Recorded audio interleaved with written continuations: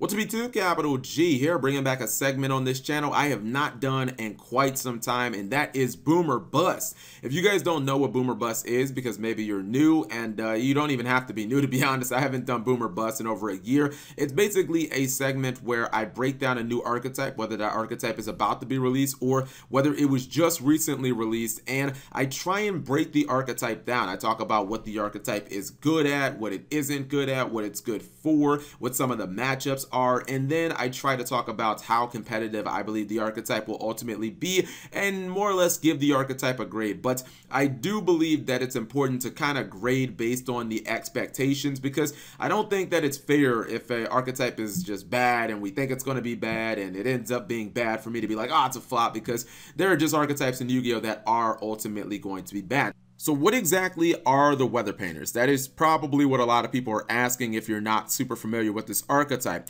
Weather painters are a new archetype coming out in Spirit Warriors at the end of the week. The archetype is completely fairy based, and for the most part it's level 3 based as well, like Burning Abyss. There is this one random monster that is level 6. Unfortunately, that kind of throws things off, but it's fine because she's relatively easy to get on the board and she has a nice protection effect and a normal summon effect as well. If you couldn't tell by my extra deck, the deck is also link based. We have our own link monster for the archetype. I would best describe her as she is a card that's not necessary to win, but she definitely helps you secure the victory. And although she does take a good amount of resources to summon, if you can summon her under the right conditions, she will almost guarantee that you win the actual duel.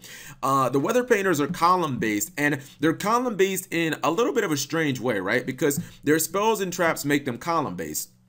The spells and traps empower the monsters. These spells and traps give the monsters additional effects, and the monsters activate these additional effects by banishing themselves, and then during the next standby phase, these monsters come back to the field, and you can summon them in any zone that you want, thus making the column base a little more interesting. Now, it's not like Wind Up Rabbit. It is actually considered a special summon, so you do have to watch out because it makes your monster, it's an actual effect to bring that monster back from the banish pile, so it is susceptible to things like, things that shut down effects or solemn warning. If your opponent, I don't know, has a card that prohibits your ability to special summon, your monsters might end up being trapped in that banish pile. So just keep that in mind. The reason that I say that they're unique in the fact that they're column based is they're not directly, like the weather monsters, the weather painters, they're not directly tied to the column, the same column that the spells and traps are. If you look at their spells and traps, you'll notice that not only do they empower the weather painter monster that is directly in the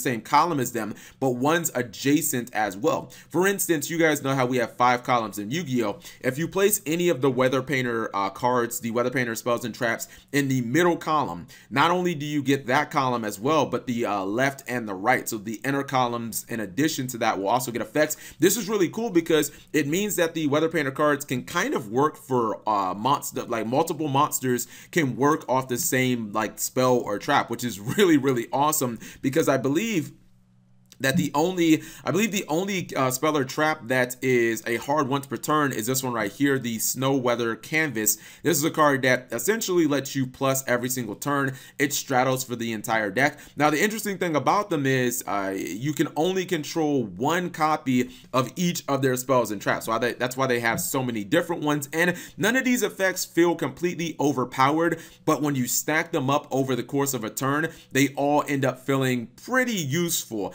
I would say that this is probably my favorite one, which is the Thunder Weather Canvas. This is the card that turns your monsters into grand moles.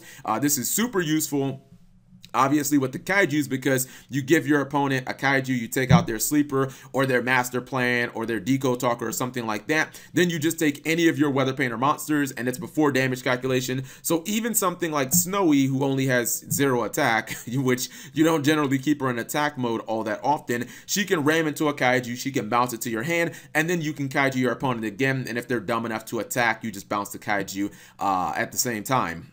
When it comes to the natural play style and the pace of Weather Painters, it's definitely control and slow. This is not a hyperlink deck, and you should not even be trying to play it as such because it's going to utterly fail. Weather Painters are really not going to outspeed any deck in Yu-Gi-Oh, but I think that they'll outgrind almost every deck in Yu-Gi-Oh. This deck's natural forte is the grind game, and it's basically whittling down its opponent's resources slowly while gradually building up its resources. You're not going to get a whole lot of huge plus plays. I mean, maybe you'll get lucky every once in a while with a Soul Charge, a Maxi, a Torrential Tribute, or a Drowning Mirror Force. Those cards are all excellent, and yes, they're, you know, potential like blowouts, but for the most part, if you get a +2 in a turn, that's generally considered like an excellent turn for Weather Painters. Maybe you kaiju your opponent, you ram one of your opponent's monsters, you ram that kaiju with the Thunder Canvas, you Grand Mole bounce it back to your hand. That's a nice plus right there. If you, in that same turn, can activate the Snow Canvas and search out any other card from your hand, that's a +2. Your Weather Painter monsters are both going to come back during the next standby phase. Your opponent is not going to get that monster back that you kaiju, hopefully, unless it's a Pendulum monster, and obviously you got to search. So that's a +2, and it's a really good turn for Weather Painters, but the deck does definitely struggle in some areas. Number one, some of the spells are a little naturally underpowered. Definitely not Snow, and when it comes to the trap, definitely not Thunder. Like, these are your two best cards for the archetype when it comes to your spell and trap, when it just comes to your spells and traps. But you look at some of the other cards, like Rain specifically, it is kind of an underpowered card. What it does is you can banish one of your Weather Painter cards, and you get to bounce one of your opponent's spells and traps back to their hand. It's really good when you use it in conjunction with Anti-Spell Fragrance. That's how you can easily outgrind any Pendulum player, but outside of that, it just isn't all that powerful. The same thing can kind of be said with the Cloud Weathery Canvas. This is a card that it lets you banish one of your painters, and then you can target a monster on the field. The attack of that monster becomes half, and you can attack directly with that monster, whether it be your monster or your opponent's monster. That takes your opponent's big boss monsters down to size if you don't want to Grand Mold them, if you want to guarantee damage, if you don't have a kaiju at your disposal. But at the same time, it doesn't really do that much damage. And I don't know if you guys have noticed this, but the Weather Painter monsters struggle with damage specifically. Their stat lines are not that impressive because, one, they're level 3 monsters. 2, they don't really need that much attack because they're all potentially Grand Moles. But the deck, even if you have an open field, this is not one of those decks that can like close out the game easily. I mean, Snow has 0 attack, so she hardly ever does damage. She's usually what you want to use for RCL, for the Link monster. And then even outside of that, even if you do choose to run let's see, even if you do try you choose to run like Sunny only has, I think, 16 or 1700 attack. So most of these monsters are only about 15, 16, somewhere around the high teens to mid-teens. And even if you look at RCL, she's only 2400, and there aren't really any ways of modifying your attacks. There are ways of taking your opponent's stats away, but there's no way to like double your attack in this deck. So this is not a deck that does a lot of damage. In fact, if you can kaiju your opponent and then summon your own kaiju, usually that kaiju that you have on the field will do the most damage actually out of all the monsters in your deck.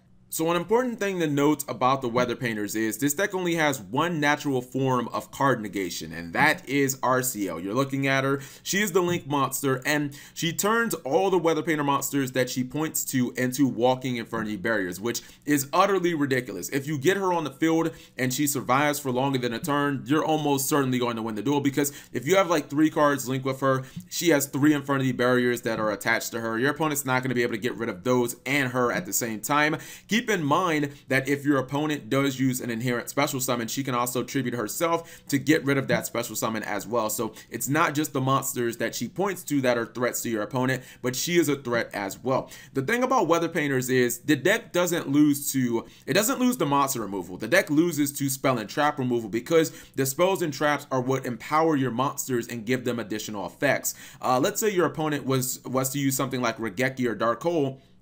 You can completely dodge that, because all of these spells and traps, even the spells, these give your monsters quick effects. So these are not only used to disrupt your opponent and to search additional cards, but these are also used to basically make sure you can dodge things like Regeki, you can dodge attacks. Now, there are situations where sometimes your opponent will use Regeki and maybe they're baiting you. They're trying to get all your monsters off the field. So maybe you banish them with like Snow to surge, maybe you banish them with like Rain to bounce one of the spells and traps, and then your opponent tries to push for game. That's why I run things like Scapegoats.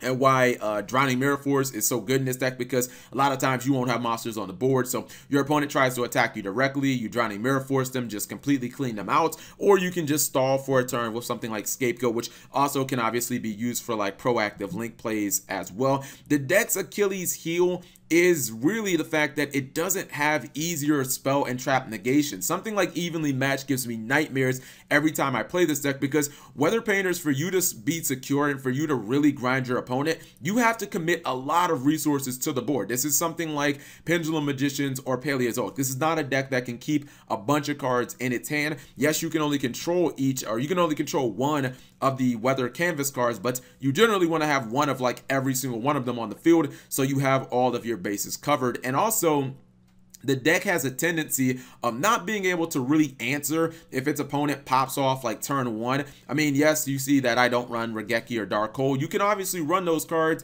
Interrupted Slumber would be another card that you can run. That's why I run hand traps and stuff like that. But if your opponent goes first and they make a really big board, it can be an uphill battle for Weather Painters, because the deck doesn't have any natural ways of special summoning either. This is a very normal summoner bust deck. So if your opponent answers you with like a really quick Solemn, or if you summon like Snow turn one and she gets hit with like Solemn Strike, it's pretty damn devastating. And keeping your spells and traps protected is kind of the #1 goal of this deck. Also, another thing just kind of to note is, even though the monsters get effects based off the spells and traps, you can play Skill Drain, because the monsters are not like, those effects are considered to be the spell and trap giving the monster effect. So even something like Skill Drain, you can activate all of your Weather Painter spells and traps as your monster effects under Skill Drain. It's kind of complicated, just trust me, it actually works. So ultimately, what do I think of Weather Painters and how good they can be? I've tested this deck a lot. I think that it does have some problems against faster decks in the format, but for the most part, I think that it's a fairly solid deck. And I see some of the comments that people leave, and I don't think that, I feel like it's just kind of a little bit memeing. I don't think that people have expectations of this actually being a top 5 deck in Yu-Gi-Oh! I don't think that people really expect this to be a deck that is contending at the Shonen Jump level. I think that what people might be surprised by is I fully expect this deck to actually be able to top on the regional level. I think that Weathery or Weather Painters is a deck that you have to be extremely early. If you don't beat Weathery by about turn 3, the game is so going to swing in their favor, unless you just blow them out with something like Evenly Matched, or you just catch them in a very bad situation. So I do think that Weather Painters will be a boom, but it's only on the regional level. On the YCS level, I really think that everybody will just be playing Evenly Matched, and I don't want to focus too heavily on one card, but it is an absolute nightmare for this deck.